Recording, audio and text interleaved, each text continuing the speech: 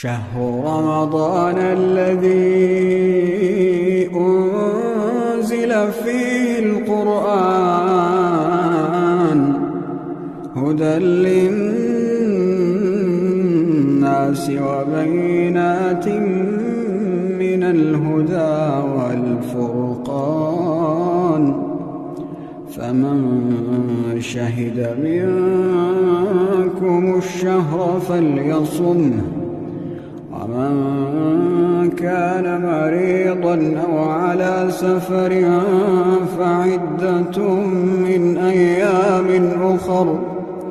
يريد الله بكم اليسر ولا يريد بكم العسر ولتكملوا العدة ولتكبروا الله على ما هداكم ولعلكم تشكرون.